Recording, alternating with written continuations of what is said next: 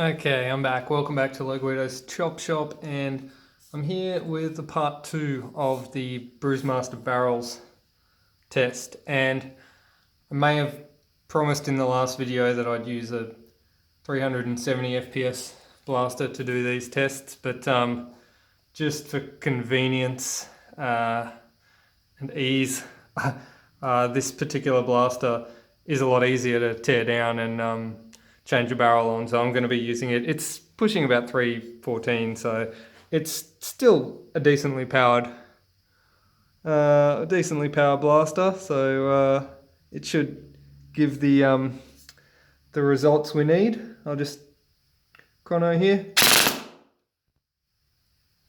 317, 301, 315, and I'm out of ammo.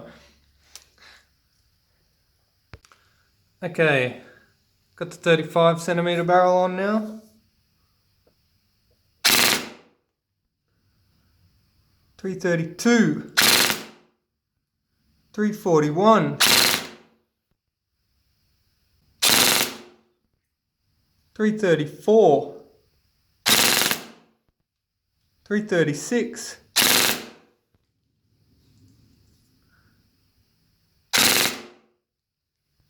341. All right, well, with the higher powered gearbox and the 35 centimeter tight bore bruisemaster barrel, definite, noticeable increase in FPS.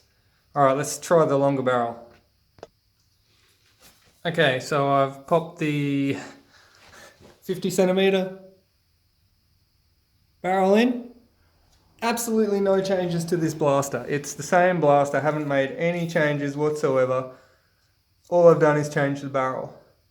That FPS increase on the 35 centimeter barrel was phenomenal. Phenomenal. All right, I'm going to try the 50. I'll just put a few balls downrange first. Here we go. 355. 351. 348. 358. Wow, that's phenomenal. 364. Oh, that's what happened. Okay, so you notice sometimes when gel balls are getting chronoed, sometimes they'll get a real high reading and then they'll get a real low reading, and it happens most notably if you've got a longer barrel. So what's actually happening is there's going to be a ball.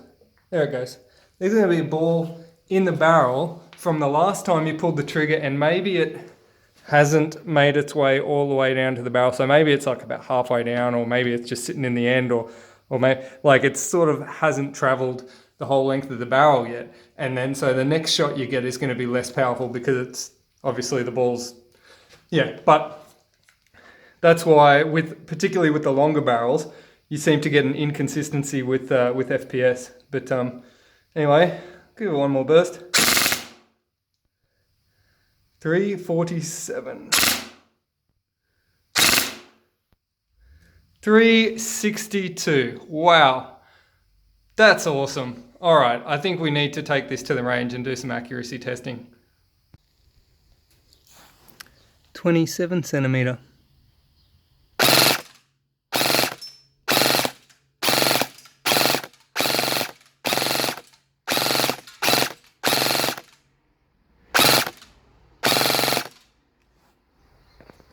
35 centimeter.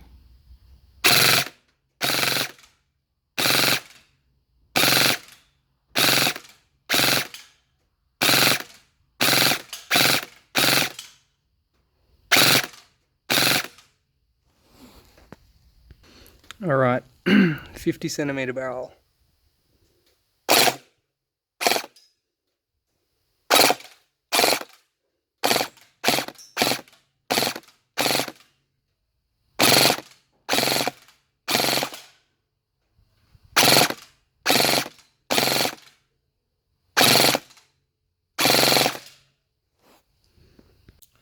Oh man, guys, don't even watch part one of this series, like about the barrels. Forget it. Forget that ever happened. Forget stock boxes. This is where it's at. If you have a modified uh, Gen 8, Gen 9, whatever, capable of about 300 or more FPS, the improvement made from just changing the barrel is phenomenal. Unbelievable. I don't know if you could, like, obviously the chrono figures show up on the camera, but I don't know if you could see in the camera at the range, but these had no hop ups on them. This is just straight barrel. I was easily nailing cans down in the range, and no hop up. If I was to put a hop up on one of these, man, what would happen? I'm scared to find out. But do yourselves a favor, buy these barrels. I'm not getting paid to say this. Not a paid yeah, not a sponsored message. These barrels are awesome. I bought these barrels myself. This is not sponsored. They're awesome. Like, I didn't mention it in the first video, but I will mention it now. The 35 is the achiever of the bunch, and there is a reason for that.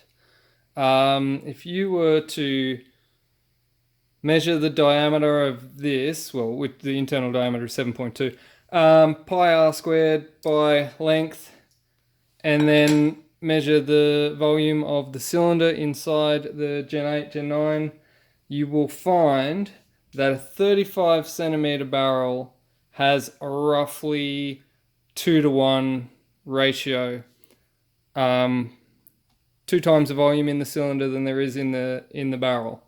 And that is a almost perfect ratio for efficiency, and that's why just changing that barrel gives you a higher FPS.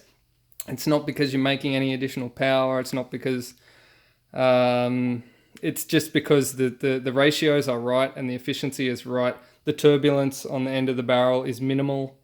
If you have like heaps of power and a short barrel, then obviously the turbulence coming out of the end of the barrel is what causes your balls to fly up and down and everywhere, and you lose accuracy.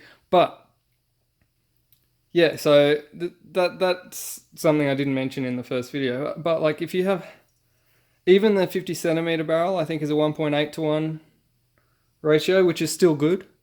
It's still a good ratio. It's not too bad. It's like you're not going to lose a whole lot of performance by having a 50 centimeter barrel. Some people say, oh, 50 centimeters is too long, you're going to lose so much performance. Not with this one. Not with this one. You will most likely gain performance. But yeah, again, if you're using the shorter one, you could port your cylinder. There's a whole nother video in that I could do. But guys, this is awesome. I'm putting the link in the description. Yeah, get yourself one of these barrels. They're fantastic. Anyway,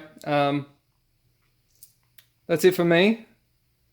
I got plenty more other videos coming. I got so many videos that are like, it's not funny. I got so much work on as well. Subscribe, ring that bell, get the notifications, and then whenever I release a video, you will be notified. All right, thanks for watching, guys.